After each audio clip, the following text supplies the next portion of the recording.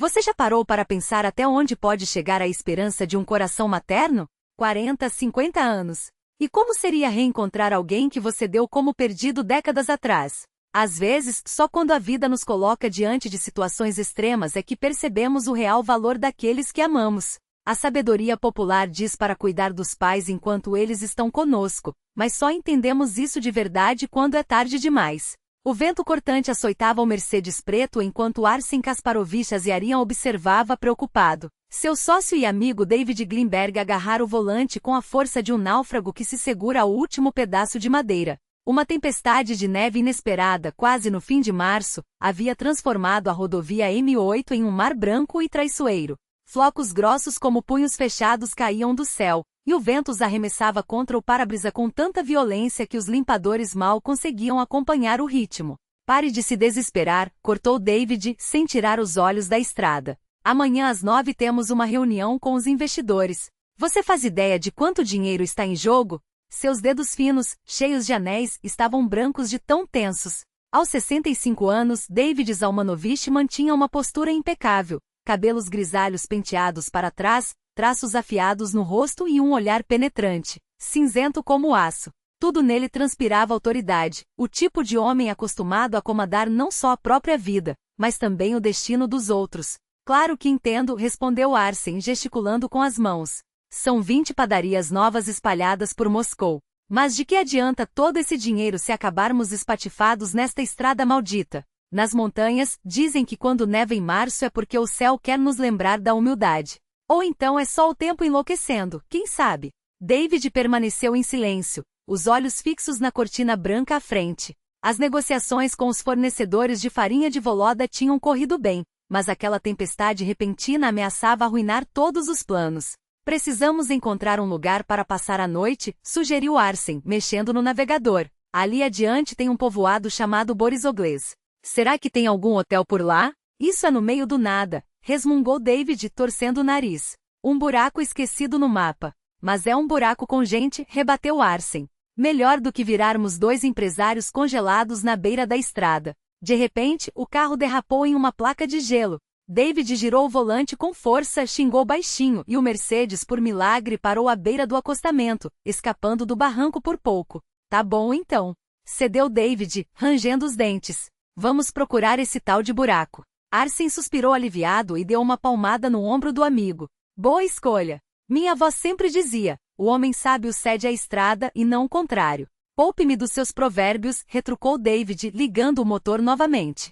Melhor ligar para os motoristas e avisar que só voltamos amanhã. Enquanto Arsen falava ao telefone, David olhava sombrio para a estrada. Alguns quilômetros atrás, eles tinham passado por um memorial no local de um antigo campo de trabalhos forçados. Aquela região estava cheia de lembranças sombrias dos anos 1950. Sua mente, sem querer, voltou para o passado, as mãos grandes e quentes do pai, o cheiro de fermento, a primeira bola de massa que o velho havia confiado a ele para sovar. Sente isso, Davidka? Ecoou na memória a voz do pai. A massa está viva, você precisa conversar com ela. Ei, cadê você? Arsen colocou o celular no painel. Em que está pensando? Em nada, respondeu David seco. Só lembrei da infância. Sabe de uma coisa? Disse Arsen de repente sério. Você é um homem de sucesso, mas vive sozinho. Sem esposa, sem filhos. Na minha família, isso é impensável. Meus filhos já têm seus próprios filhos e você só trabalha, trabalha, trabalha. David lançou-lhe um olhar fulminante. Agora virou casamenteira na terceira idade? Por que não? Riu Arsen. Tenho uma sobrinha, uma beleza. 32 anos, divorciada, sem filhos. Me poupe desses seus planos armênios, o cortou David. Nem todo mundo precisa de família. Mas não é solitário? Insistiu Arsen. Eu chego em casa à noite e tenho minha mulher, meus filhos, meus netos correndo por tudo que é lado. Barulho, bagunça, vida. E você? Para quem você volta? Volto para minha casa, respondeu David frio. Tenho uma empregada. E gosto do silêncio. Ah, para com isso, descartou Arsen. O ser humano não foi feito para viver sozinho, principalmente um judeu. Vocês mesmos dizem que a família é tudo. Arsen interrompeu o David brusco. Chega, não estamos em uma sessão de terapia. O carro deu um solavanco e ficou atolado na neve. David praguejou e bateu a mão no volante. Acabou. Agora é a pé. Olha ali, apontou Arsen. Tem luzes. Deve ser Borisogles. Através da nevasca, era possível ver um brilho fraco à distância. David, com dificuldade, conseguiu mover o carro na direção das luzes. Se não tiver um hotel lá, não me responsabilizo, resmungou. Vai dormir no carro? Provocou Arsène. Vai congelar. E quem vai assar seus famosos baguetes e chabates? Não sou eu quem assa, é a minha equipe, corrigiu David seco. Mas as receitas são suas, piscou Arsène. Aliás, nunca perguntei. De onde vem esse dom? Não foi numa relojoaria que você começou com aquele, como era o nome? Efim Samoilovich? Efim Samoilovich, confirmou David baixo. Ele me deu um teto quando fugi de casa. Por que você fugiu? Perguntou Arsène cauteloso. David ficou calado, observando a neve rodopiar. Depois de um tempo, murmurou. É uma história longa. E nada alegre. Um dia você conta? Um dia, respondeu David evasivo. Olha, parece que tem um mercado ou um café ali. O carro entrou devagar no pequeno povoado. Casas simples cobertas de neve mal iluminadas. A única coisa que se destacava era uma pequena padaria com uma placa, Padaria da Raquel. David freou bruscamente e o carro quase derrapou. O que foi? Surpreendeu-se Arsène. Aconteceu algo? David olhava fixamente para a placa incrédulo. Raquel, o nome da sua mãe. Seria coincidência? Devia ser. Quantas Raqueles existiam no mundo? David? Arsène tocou seu ombro. Você está bem? Estou, respondeu ele com a voz rouca. Só me lembrei de uma coisa. Devagar, dirigiu até a padaria e desligou o motor. Pelas janelas, escapava uma luz aconchegante, e mesmo com a tempestade era possível sentir o cheiro de pão fresco. Olha só, ainda está aberta, animou-se Arsène. Talvez a gente consiga um quarto. Nessas cidades pequenas, sempre tem alguém que aluga um canto. David apenas assentiu, sem conseguir tirar os olhos da placa. Algo apertava seu peito, uma mistura de pressentimento e uma dor antiga que ele havia enterrado faz muito tempo. Quando saíram do carro, o vento quase os derrubou. A neve colava nos olhos, entrava pela gola do casaco caro. David, um homem que controlava cada detalhe de sua vida, de repente se sentiu vulnerável, não só diante da natureza, mas também diante de um passado que parecia, havia finalmente o alcançado aquele lugar esquecido. Vamos logo, gritou Arsène, tentando vencer o uivo do vento. Antes que a neve nos soterre. David respirou fundo e se dirigiu à porta da padaria, sem imaginar que do outro lado, o destino lhe preparava um reencontro com algo de que havia fugido por quase meio século. O sino sobre a porta tocou suave quando entraram. O calor envolveu os dois homens enregelados, e um cheiro os atingiu com mais força do que a tempestade lá fora. Era o aroma da infância, o cheiro da padaria do pai, o perfume de um lar que há muito não existia. Meu Deus, mas que loucura sair com esse temporal. Uma jovem ruiva, cheia de sardas no nariz arrebitado, surgiu de trás do balcão. Sentem-se aqui perto da janela, está mais quente. Já trago um chá bem quente para vocês. Ela avaliou rapidamente os casacos molhados dos clientes e, sem hesitar, desapareceu para preparar a bebida.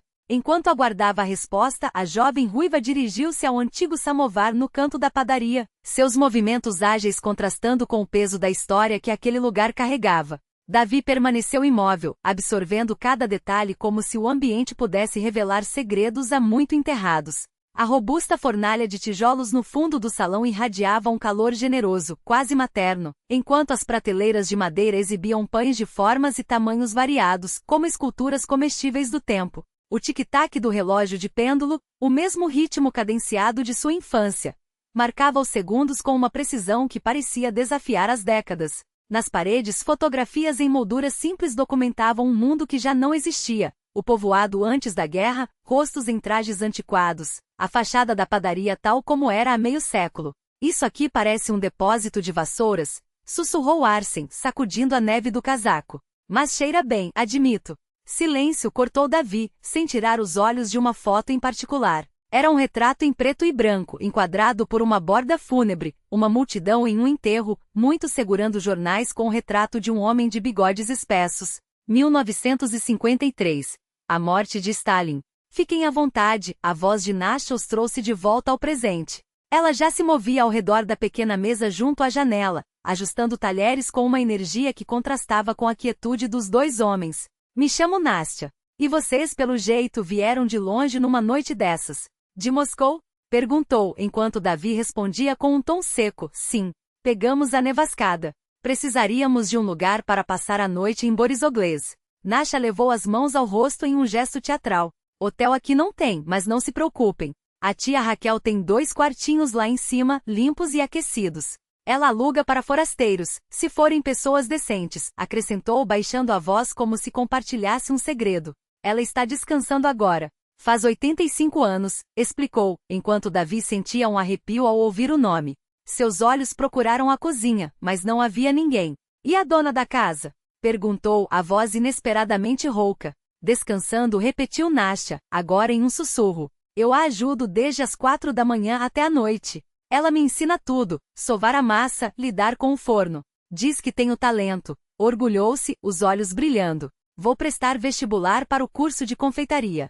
E a comida? Interrompeu Arsen, esticando os braços com prazer ao tirar o paletó molhado. Estamos na estrada desde cedo. O rosto de Nasta se iluminou. Claro que temos. Borscht espesso, pelmeni caseiros, tortas de repolho e de ovo. E o pão aqui ela fez uma pausa dramática. É especial. A tia Raquel tem mãos de ouro. Davi sentou-se à mesa sem tirar o casaco, como se ainda hesitasse entre ficar ou partir. Para onde ir numa tempestade dessas? Pensou. Borscht. E pão de centeio, pediu finalmente a voz firme, mas os dedos tremendo levemente ao ajustar as mangas. Arsen ergueu as sobrancelhas, surpreso. Você nunca come em lugares assim. Calou-se ao ver o olhar advertidor do amigo, um aviso mudo de que aquele não era momento para questionamentos. Bom, o borscht é uma ótima escolha. E para mim também, Nasha acrescentou, já recuperando o bom humor, e pelmeni com manteiga, por favor. A jovem desapareceu em direção à cozinha, leve como uma ave, enquanto Davi finalmente tirava o casaco e observava o ambiente com mais atenção. Seu olhar voltou a pousar na fotografia com a moldura preta. Isso é de 1953? Perguntou quando Nasta voltou com uma bandeja fumegante. Exato, confirmou ela, distribuindo os pratos com cuidado. A tia Raquel diz que tudo mudou quando Stalin morreu. Foi quando ela abriu a padaria. Dava medo, claro, mas precisava sobreviver. Seu marido havia sido preso por uma denúncia falsa naquele mesmo ano, e ela tinha um bebê nos braços. Davi parecia petrificado, mas Nasha continuou, alheia à sua reação. No começo era tudo clandestino. Ela assava à noite, e de dia os vizinhos faziam fila por farinha. Contava pra mim, Nasha não era por dinheiro, era pra não morrer de fome. Nos anos 90, quando tudo foi liberado, a primeira coisa que fez foi pendurar a placa. Desde então é assim.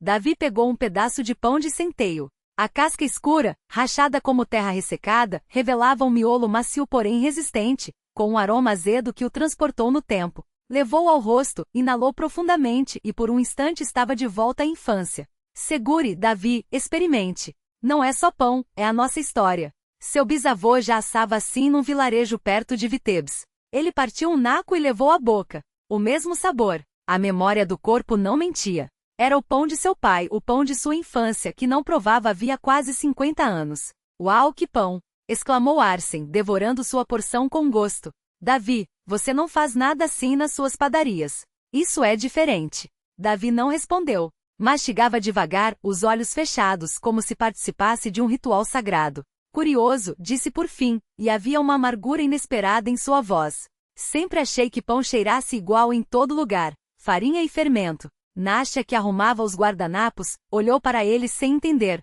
Como assim, moço? O pão é como gente. Cada um tem sua alma. A tia Raquel diz, o segredo está na massa-mãe. Ela cultiva desde os anos 50, alimenta todos os dias como se fosse viva. E as mãos importam, continuou animada. Sem amor, o pão não sai bom. A massa sente. Sem amor, Davi, nada dá certo. A massa sente tudo.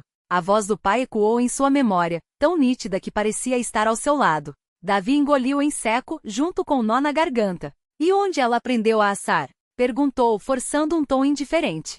Ah, isso é uma história e tanto. Os olhos de Nasha brilharam. Ela vem de uma família de padeiros. O marido, Zalman, tinha uma padaria antes de ser preso. Ela segue suas receitas até hoje, diz que é para guardar a memória dele. Arsen lançou um olhar cauteloso para o amigo. Davi empalideceu, mas seu rosto permaneceu impassível. Preso? Por quê? Crimes econômicos, Nasha baixou a voz. Era o que diziam oficialmente, mas na verdade foi inveja. Alguém denunciou que ele vendia farinha no mercado negro. Foi em 53, quando Stalin morreu, completou Davi por ela, como se lesse um script já conhecido. Exatamente, confirmou Nasha, enxugando as mãos no avental. E vocês conhecem a história? Um pouco. Davi partiu outro pedaço de pão, os dedos trêmulos.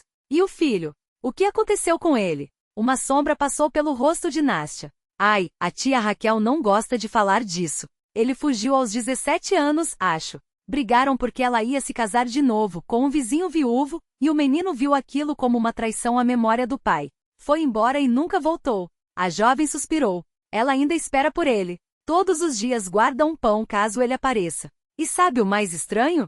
O pão não estraga. Ela o seca e guarda em saquinhos de linho. Tem uma despensa cheia deles, quase 50 anos de esperança. Um silêncio pesado encheu a padaria. Só se ouviam o estalar da lenha na fornalha e o uivo do vento lá fora.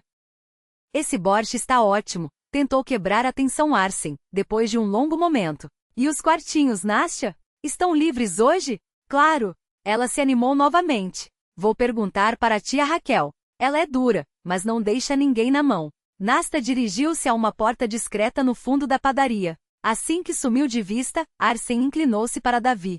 É sua mãe, não é? Sussurrou. O nome bate a história da padaria.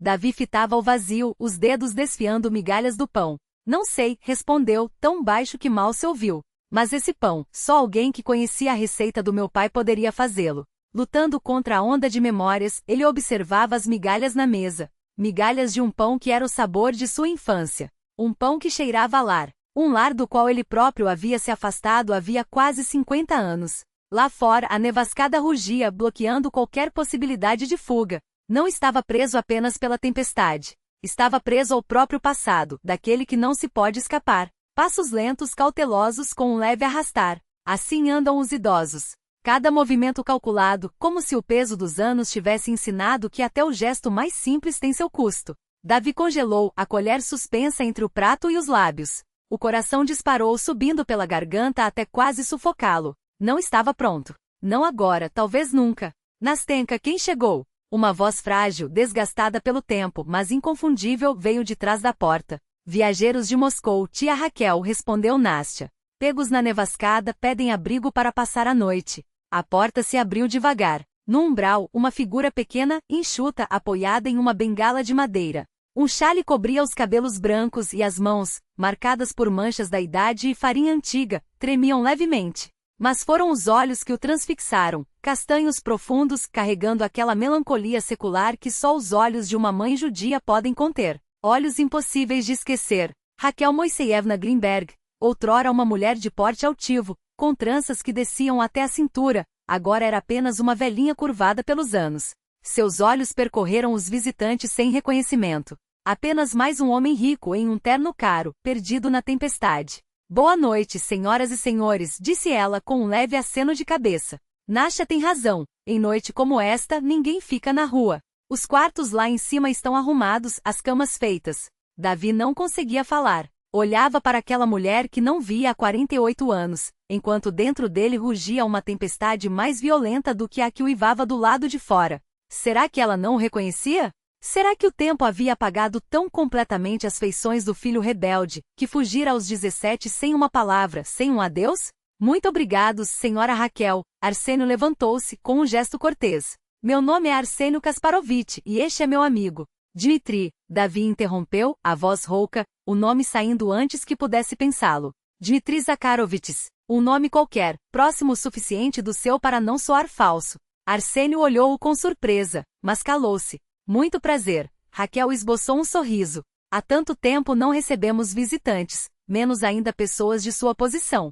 Seus olhos rápidos e perspicazes avaliaram um relógio de luxo no pulso de Davi, o corte impecável do terno, os sapatos italianos feitos à mão. Nástia, minha querida, leve os senhores lá para cima, mostre os quartos. Enquanto isso, vou preparar um chá de ervas. Depois de uma nevascada assim, precisamos nos aquecer por dentro. Já vou, tia Raquel. Nástia pegou os casacos dos homens. Venham, vou mostrar onde ficarão. Um momento, Davi levantou-se de repente a voz trêmula. Senhora Raquel, a senhora não poderia me contar um pouco sobre sua padaria? Eu mesmo tenho uma rede de panificadoras em Moscou e... Engasgou sem saber como continuar, mas Raquel assentiu com compreensão. Interesse profissional? Isso é louvável. Nástia, leve as coisas deles primeiro. Eu converso com o senhor. Arsênio, percebendo que o amigo precisava ficar sozinho com a anfitriã, piscou. Eu também subo, só para dar uma olhada nos quartos. Quando ficaram a sós, Raquel sentou-se lentamente na cadeira em frente a Davi. Suas mãos, cobertas por uma fina camada de farinha e marcadas por veias azuis, repousaram sobre a mesa. Aquelas mãos, as mesmas que amassavam a massa quando ele tinha 5 anos, que afagavam sua testa febril, que ele havia empurrado com raiva, ao sair de casa para sempre. Então, o senhor é padeiro? Perguntou ela, observando-o com atenção. Estranho. Suas mãos não são de padeiro. São mãos cuidadas, de cidade. Davi olhou para seus dedos impecáveis, as unhas perfeitamente aparadas. Sou o dono, não o padeiro. Embora tenha começado de baixo. Todos nós começamos de baixo. Raquel suspirou. Eu comecei com um único pão. Em 53, quando levaram meu marido. Calou-se, perdida nas memórias. Davi observava seu perfil. O mesmo nariz levemente adunco, as mesmas maçãs do rosto altas que ele via no espelho todas as manhãs. A garganta apertou. Por quê? Perguntou, a voz áspera. Por que o levaram? Por um motivo, se acreditarmos no processo, respondeu ela com um sorriso amargo. Por especulação com farinha e agitação antissoviética. Mas a verdade? Porque era judeu, porque fazia um pão melhor que os outros e alguém invejou. Diziam que ele vendia farinha no mercado negro. Vieram à noite e levarão-no. Falava com voz firme, como quem repete uma história tão vezes que a dor já se transformou em pedra lisa, desgastada pelo tempo. Davi conhecia essa história, mas era como se a ouvisse pela primeira vez. E depois? Perguntou, forçando a voz a não tremer. Sobrevivi, respondeu ela, simples. Como todos naquela época. Trabalhava de dia numa fábrica de costura, à noite assava pão. Primeiro para ela e o filho, depois os vizinhos começaram a pedir. Conseguia fazer quase como meu marido. Lembrava todos os segredos que ele me ensinou. Aos poucos, as coisas melhoraram. Em 56, depois do 20º Congresso do Partido, começaram a soltar os presos políticos. Eu esperava. Sua voz falhou pela primeira vez. Mas ele não voltou, Davi completou baixo. Veio um papel, morreu de pneumonia no campo de trabalho, perto de Vorkutá. Não viveu para ver a reabilitação. Uma pausa. Depois, com uma calma que doía. Nos anos 90 chegou um documento. Declara-se póstumamente inocente. Imaginem, 40 anos depois. Não havia raiva em suas palavras, apenas um cansaço infinito. Davi segurou a vontade de pegar aquelas mãos, enrugadas e fortes. E seu filho? Perguntou, temendo a resposta. Raquel desviou o olhar para uma fotografia na parede. Um menino sério abraçado a uma jovem de cabelos escuros. Davi pronunciou o nome com uma ternura que lhe cortou a respiração. Cresceu bom, inteligente e orgulhoso como pai. Demais, talvez. Suspirou. Quando fez 17, decidi me casar novamente. Não por amor, que amor naquela época, por necessidade. Nosso vizinho, viúvo, propôs. Homem trabalhador, respeitado no combinado de carnes. Podia me proteger. Ameaçavam fechar a padaria. Negócios privados não eram bem vistos. Davi ouvia, os dentes cerrados. Lembrava daquele homem de rosto sempre vermelho, cheirando a vodka barata. Lembrava dos gritos, das acusações de que a mãe traía a memória do pai. Lembrava da porta batendo, da decisão de nunca mais voltar. Ele não entendeu, continuou Raquel. Achou que eu traía a memória de Zalman. Brigamos feio. Ele gritou que preferia ser um vagabundo a ver outro homem em minha casa. Disse coisas horríveis. Balançou a cabeça. Eu estava tão cansada. Tantos anos sozinha, pensando que quando crescesse teria ajuda. Mas ele fugiu naquela mesma noite. Levou o relógio do pai e foi embora. Procurei. Registrei ocorrência na milícia. Desapareceu como se tivesse afundado na água, disseram. Davi olhava para a mesa, incapaz de erguer os olhos. A vergonha queimava. Vergonha daquele garoto de 17 anos que pensara apenas em seu orgulho e nunca na mãe que ficará para trás.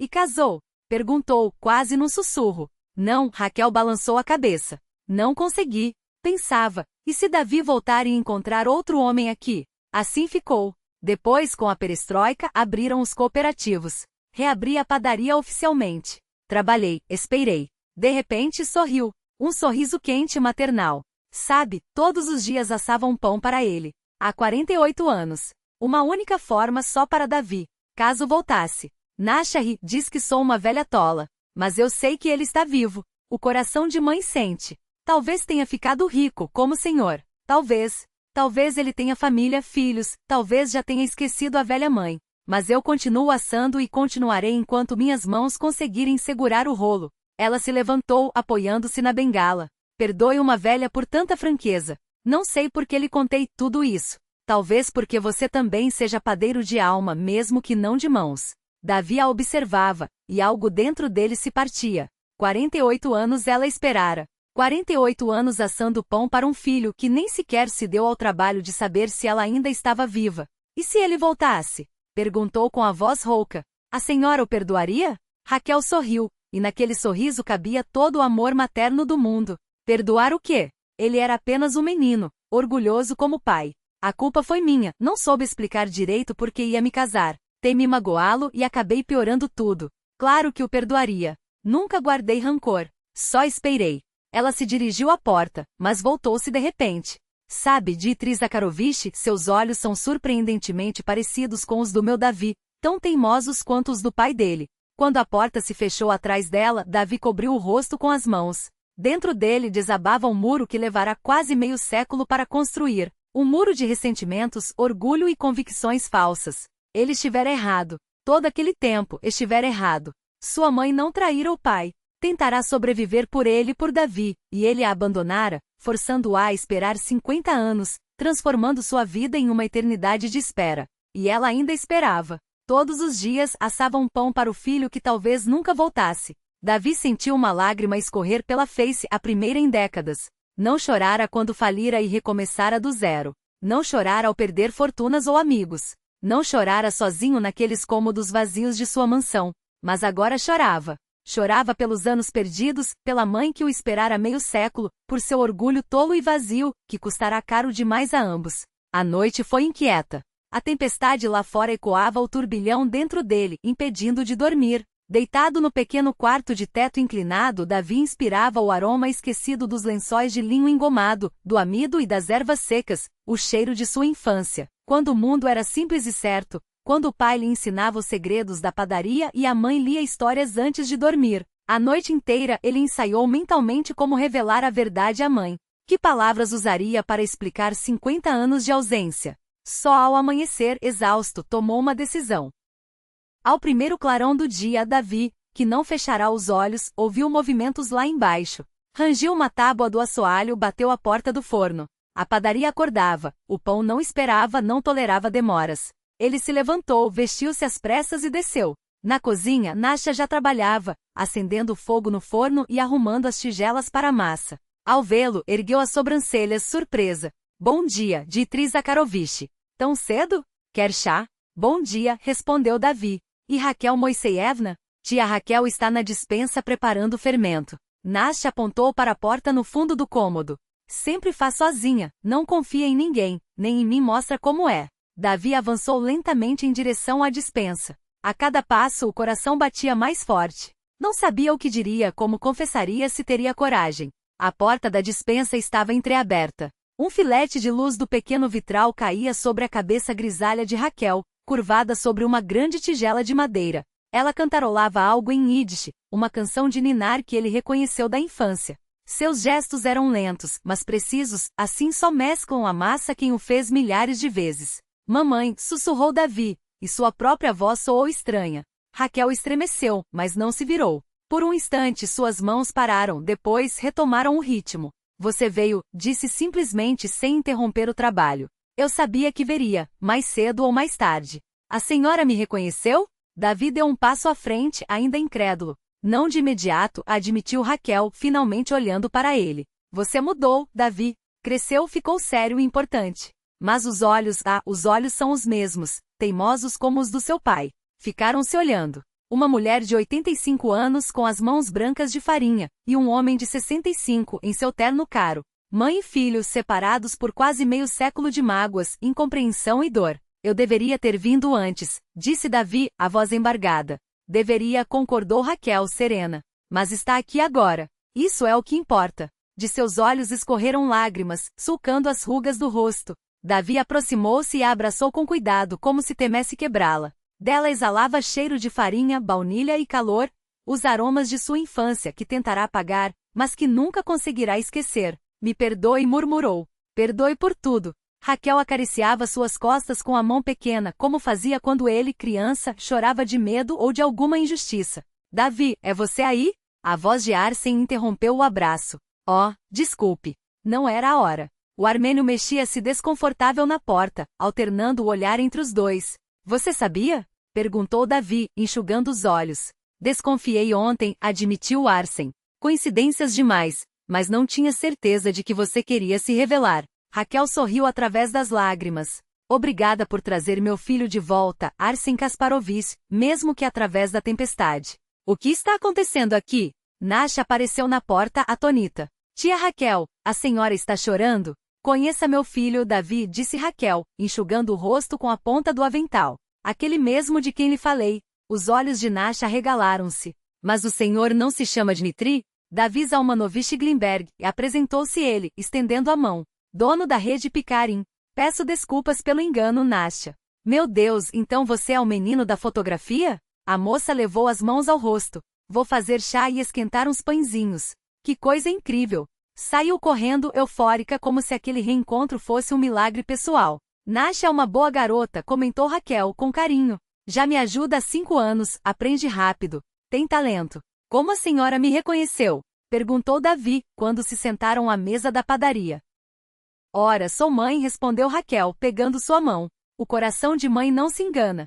Percebi quando você olhou para o pão. Assim como seu pai olhava, com respeito, com entendimento. E sua boca tremeu da mesma forma quando provou. Igualzinho a Zalman. Arsen tossiu, discreto. Acho que vou verificar o carro. Com essa neve, deve estar coberto até os vidros. Não, fique, pediu Raquel. Você também faz parte dessa história agora. Davi precisa de um amigo por perto. Vejo como está difícil para ele. Arsen assentiu, grato, e sentou-se. Nasha trouxe chá e pãezinhos quentes de canela. O aroma da massa caseira encheu o espaço, criando uma atmosfera de aconchego. Conte, Davinka, pediu Raquel, olhando para o filho. Conte como viveu todos esses anos. Davi respirou fundo e começou a falar. Falou dos meses vagando por estações de trem depois da fuga, dos bicos como carregador, da fome e do frio. De como, certa vez, tentará roubar a carteira de um velho, mas fora pego, e em vez de ser entregue à polícia, recebeu uma oferta de trabalho. Efraim Samoilovich Rubinstein, mestre relojoeiro, viu no adolescente esfarrapado algo além de um menino de rua. A principal coisa que ele me ensinou foi a honestidade, continuou Davi, com a voz levemente rouca. Ele dizia, lembre-se, menino, o mecanismo mais complexo do mundo é a consciência humana. Se você a quebrar, nenhum mestre conseguirá consertá-la. Raquel assentiu, as lágrimas escorrendo silenciosas por seu rosto enrugado. Depois comecei a assar pães, prosseguiu Davi. Primeiro para mim, depois para Efraim Samoilovich. Ele estava doente e eu queria alegrá-lo. Lembrava das suas lições e das do pai. Comecei a experimentar. Abri uma pequena padaria, depois outra. Hoje tenho 20 espalhadas por Moscou, e planos de expandir. Vi os anúncios, confessou Raquel, os dedos trêmulos brincando com a borda do avental. Pão de Davi em letras grandes nos outdoors. Pensei que fosse coincidência. Quantos Davis existem no mundo? Mas você? Davi engoliu em seco, a garganta apertada. Você realmente assava pão para mim todos os dias? Todos os dias, confirmou Raquel baixinho. Era minha maneira de manter você perto, como se uma parte sua ainda estivesse em casa. Davi fechou os olhos, sentindo o peso daqueles anos de incompreensão. Depois, finalmente, perguntou. Por que você quis se casar naquela época? Com Petrovich. Eu pensei que você tivesse traído a memória do pai. Raquel sorriu, amarga. Ele me dava nojo, Davinka. Mas eram outros tempos.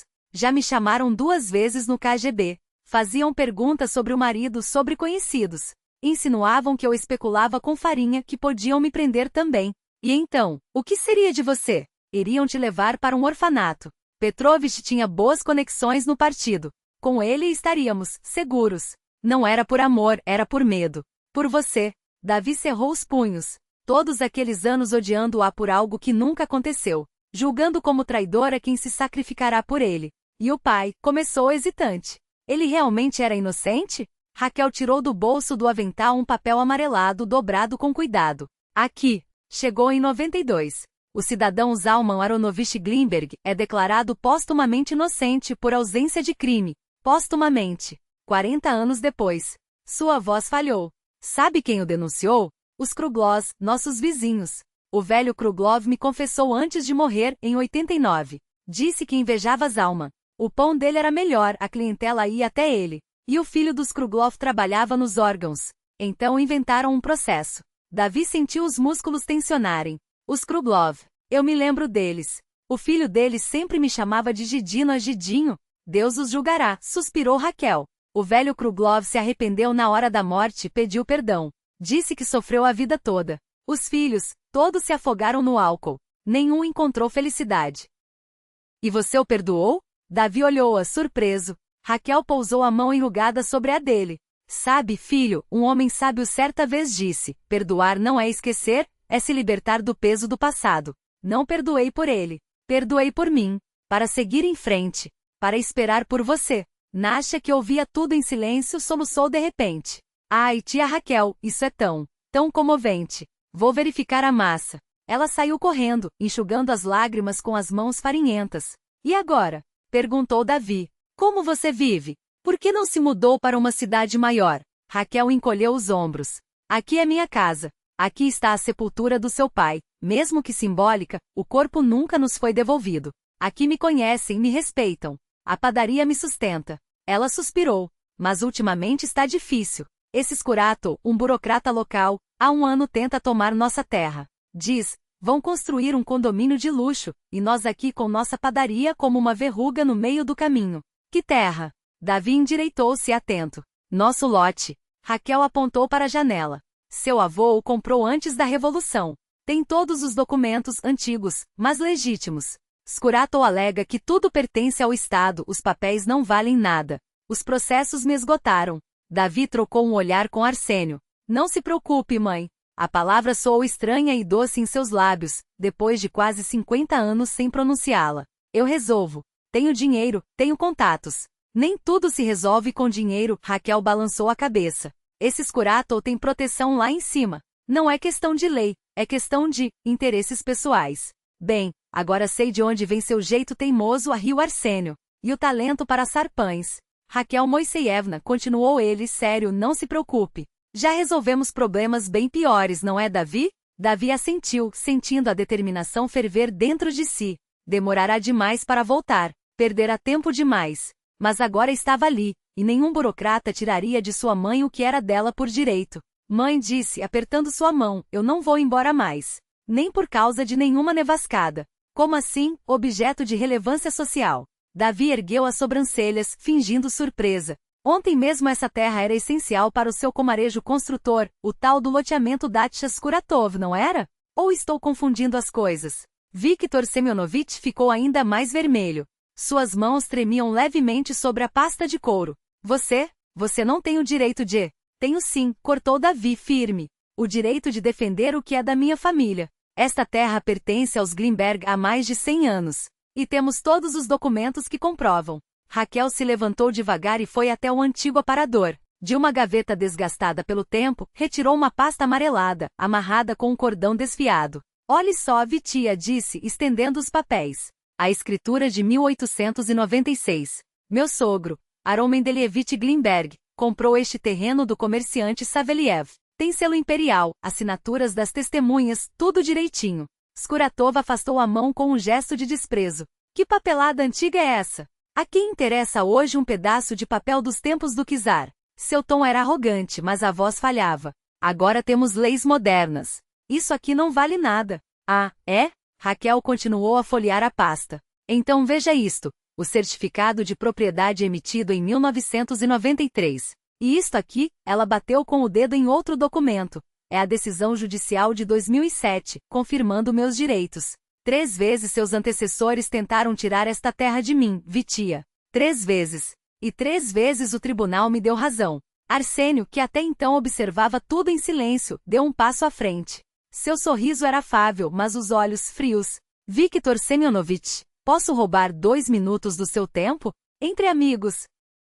Antes que o funcionário pudesse reagir, Arsênio já o havia tomado pelo ombro e levado para um canto. Nasha, Davi e Raquel acompanharam a cena com atenção. Arsênio falava baixo, mas com intensidade, enquanto o rosto de Skuratov passava do vermelho ao branco, como se fosse um termômetro humano. Na Armênia dizem, quem mete a mão no fogão alheio, queima a própria, disse Arsênio, de repente alto o suficiente para que todos ouvissem.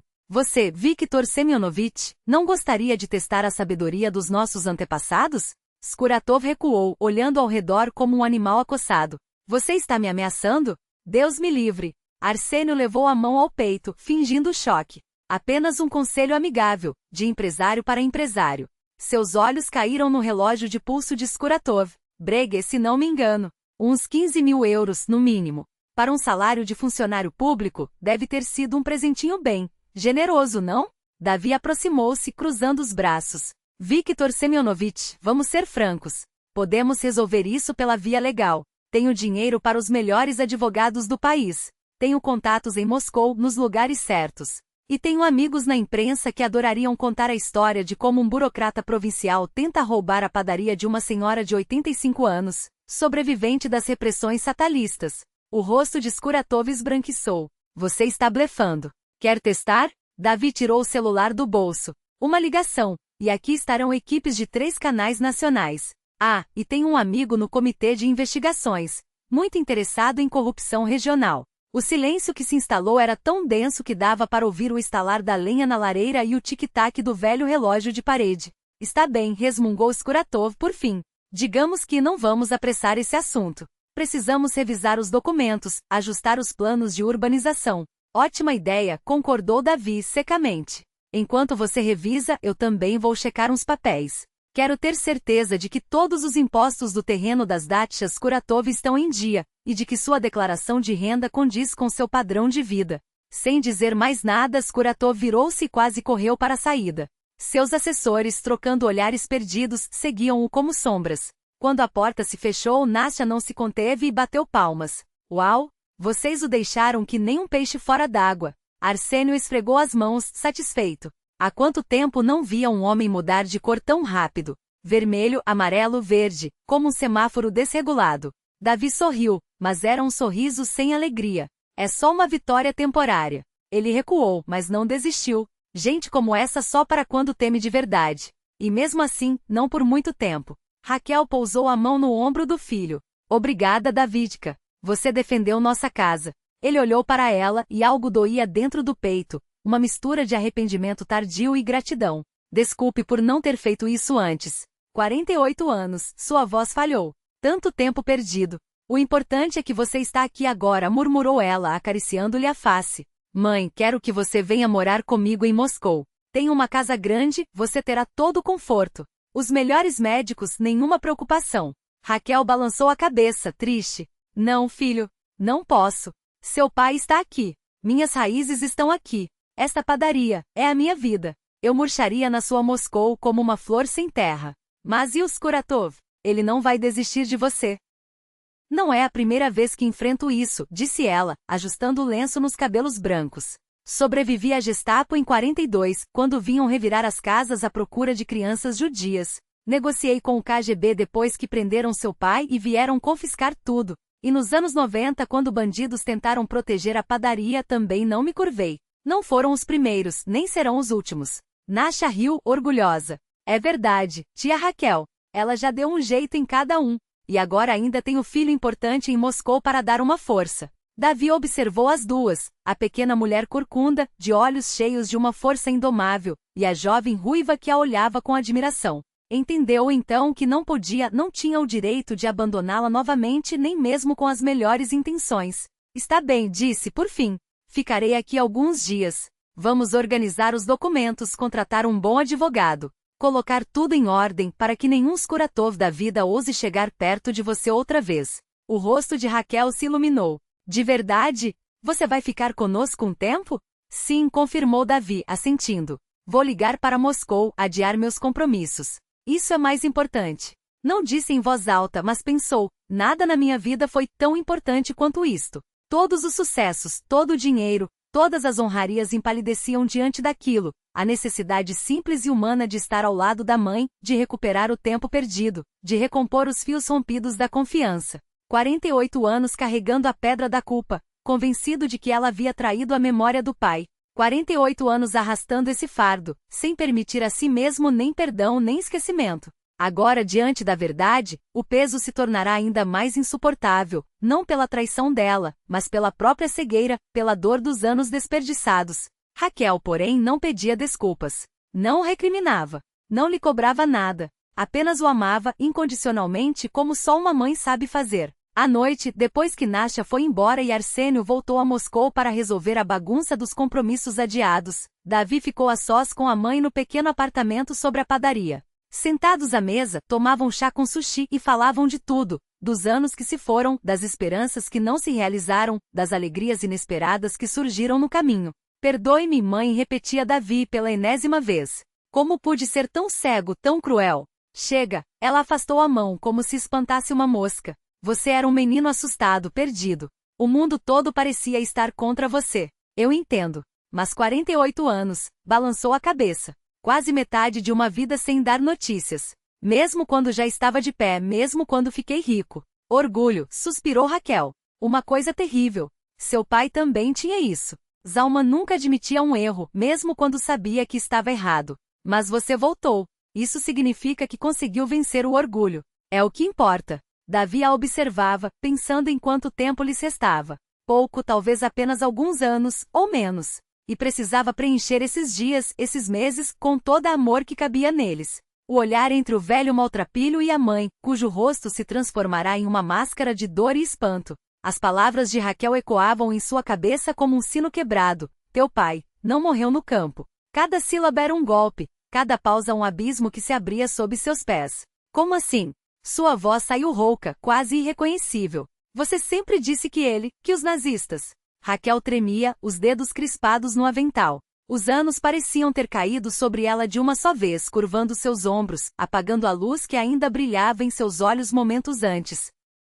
Eu menti, confessou, e a palavra pesou como chumbo no ar. Não podia te dizer a verdade. Você era só um menino. E depois você foi embora, e eu pensei, para quê? Para que revirar a faca na ferida? Para que fazer você carregar esse fardo também? O velho no limiar da porta, seu pai balançou a cabeça como se tentasse afastar um pesadelo. As mãos, que ainda seguiam estendidas com as garrafas vazias, caíram ao lado do corpo. Eu voltei, murmurou Zalman. Depois da guerra voltei. Mas a casa estava vazia. Você tinha ido. Raquel. Seu olhar encontrou o da esposa, e algo se quebrou entre eles, uma barreira de décadas. Você me esperou? Ela abanou a cabeça, lenta, como se cada movimento doía. Esperei 1 ano. 2. Depois disseram que você tinha morrido em Dachau. Que não havia sobreviventes. Eu não podia continuar vivendo na dúvida. Então inventei uma história. Para mim mesma também. Para sobreviver. Davi sentiu o chão tremer. Todas as certezas que construíra, o luto, a raiva, a culpa por ter abandonado a mãe, desabavam como um castelo de cartas. Seu pai não era um fantasma, não era uma memória desbotada em fotos amarelecidas. Era aquele homem, de carne e osso, cheirando a álcool barato e desespero, mas com os mesmos olhos que Davi via no espelho todas as manhãs. Por que você não procurou? Perguntou, e sua voz quebrou. Por que não voltou para nós? Zalman riu, um som seco sem alegria. Voltei. Centenas de vezes. Mas você tinha ido embora, Davi. E Raquel? Ele olhou para a mulher que fora sua esposa, e nos olhos dele Davi viu algo que o gelou. Não era ódio, não era ressentimento. Era vergonha. Eu não era mais o homem que ela conheceu. Os campos, eles tiram mais do que a carne. Tiram a alma. Eu não sabia como voltar. Como olhar para vocês e não ver o que eu tinha me tornado. Um silêncio espesso encheu a padaria, mais denso que a farinha no ar. Davi olhou para as próprias mãos, ainda sujas de massa, e de repente entendeu. Aquilo era o que seu pai não pôde dar a ele. Não o pão, não o recheio, não a crosta dourada. Era o toque. A capacidade de criar algo com amor, quando tudo dentro de si estava quebrado. Raquel rompeu o silêncio, a voz um fio de prata trêmulo. Nós temos que começar de novo, disse, mais para si mesma do que para eles. Hoje, agora. Ela pegou o recipiente com a zaqueca, a massa viva que carrega séculos, e colocou-o sobre a mesa entre os dois homens. Seus dedos enrugados pelo tempo afundaram na mistura espessa. Isso aqui é o que sobrou de nós, continuou, olhando alternadamente para o marido e o filho. Não as mentiras, não as cicatrizes. Isso aqui é o que sobreviveu. E enquanto ela respirar, nós também respiramos. Davi olhou para o pai.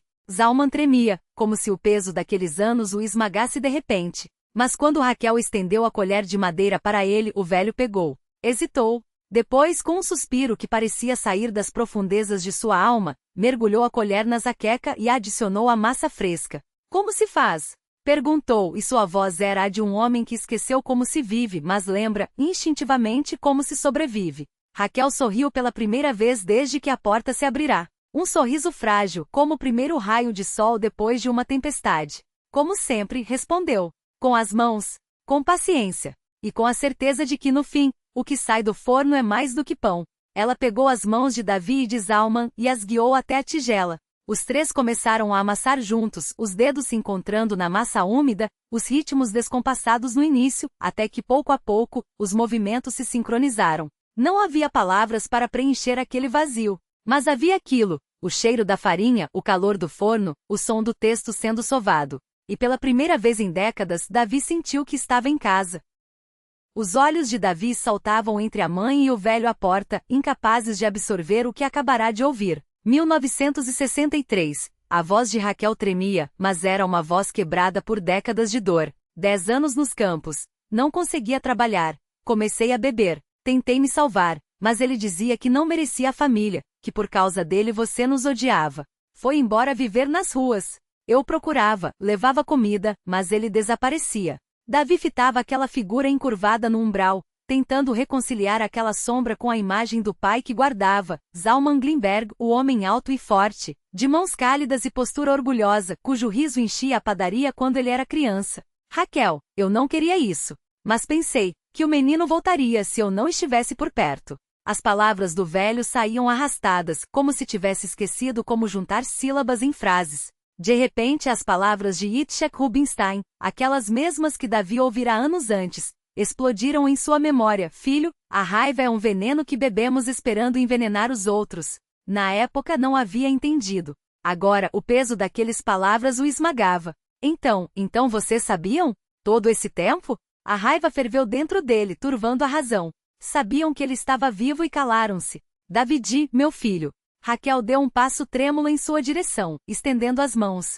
48 anos. Sua voz quebrou. 48 anos achei que ele fosse um traidor, um morto. E ele estava ali. Não um monstro que Davi havia amaldiçoado por décadas, mas um homem destruído, o mesmo que lhe ensinara a sovar a massa com aquelas mãos grandes, cujo riso outrora preenchia cada canto da padaria. O homem que idolatrou na infância e amaldiçoou na juventude.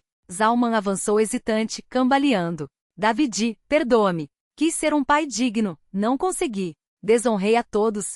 Não se atreva. Davi recuou, a voz cortante. Não se atreva a me chamar de filho. Você escolheu a garrafa em vez de nós. A ironia amarga da situação o golpeou. Havia passado 48 anos odiando o pai por crimes que ele não cometera, por traição, por fraqueza, por abandono. E agora, ao descobrir a verdade, tinha motivos reais para a fúria. Não. Raquel se interpôs entre eles de repente, erguendo-se em toda a sua pequena estatura. Chega! Chega de ódio! Chega! Sua voz falhou. Ela levou a mão esquerda ao peito, o rosto empalidecendo, os olhos arregalados de dor. Mãe! Davi esqueceu a raiva instantaneamente, correndo até ela. Eu esperei tanto tempo para estarmos juntos. Os três. Raquel afundou lentamente no chão, pressionando o braço contra o peito. Raquel! Zalman atirou-se para a esposa, sóbrio de repente pelo terror. Segura, minha amor. Segura. Davi amparou a mãe antes que caísse. Deitaram-na em uma cadeira, mas Raquel já mal respirava. Davi procurava frenético pelo telefone para chamar uma ambulância, mas no fundo sabia que não haveria tempo. Zalman ajoelhou-se diante da esposa, apertando sua mão entre as suas, as lágrimas lavando anos de sujeira de seu rosto. Raquel, pálida como linho, levantou com esforço uma mão e tocou a face do marido. Com a outra acariciou o rosto do filho.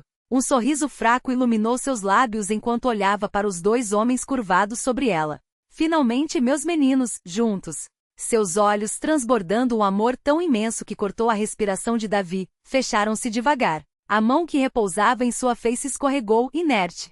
Mãe não. O grito de Davi se perdeu no ar asfixiante, carregado da fumaça do pão que queimava no forno, o pão do receita da família, que agora não teria mais ninguém para ensinar. A fumaça encheu a padaria como um véu descendo sobre o palco de uma peça que durará uma vida inteira.